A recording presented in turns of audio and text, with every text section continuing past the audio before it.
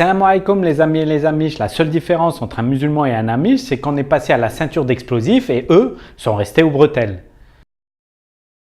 En ce mois sacré de Ramadan, je voulais vous parler non pas de spiritualité que je laisse à des gens plus qualifiés que moi comme Patrick Balkany qui en parleront beaucoup mieux. Pour l'Aïd, adressez-vous à Nicolas Sarkozy. Quant à l'imam Chalgoumi, il vous renseignera sur la rentrée littéraire. Au-delà de la spiritualité, on oublie trop souvent l'enveloppe charnelle qui ne risque pas de passer comme une lettre à la poste. Avec tout ce qu'on mange, il va y avoir des excédents de bagages. À l'aéroport, on risque de te prendre pour bibadome de Michelin en tournée promotionnelle pour les pâtisseries orientales. Baklawa, Makrod, cornes de gazelle ont été classés par le ministère de la Santé sur la liste de Schindler.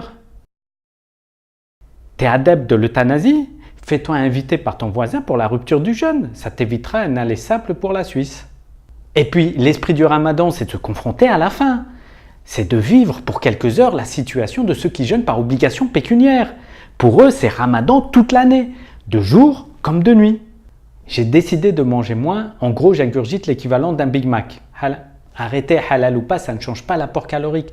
Avec ce régime, la faim que je ressens pendant la journée, c'est pas celle qui te fait tomber dans le coma pour te réveiller en même temps que Dracula à la recherche d'une chalba sanguine.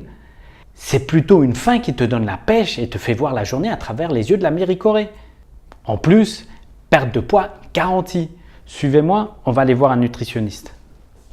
Avant de se lancer dans une telle croisade ou djihad à l'appréciation de la justice, il faut consulter un spécialiste. Et demain, pour un détartrage, vous allez remplacer le dentiste par du calgon. Votre approche est drastique. Vous voulez accomplir quoi? Rentrer dans le mannequinat?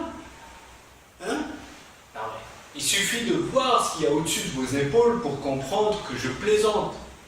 À moins de faire un défilé en Corse, canal historique. Alors, plus sérieusement, des études que j'ai sous les yeux, des études scientifiques, ont démontré chez les souris qu'avec un déficit calorique, elles avaient une espérance de vie augmentée de 30%.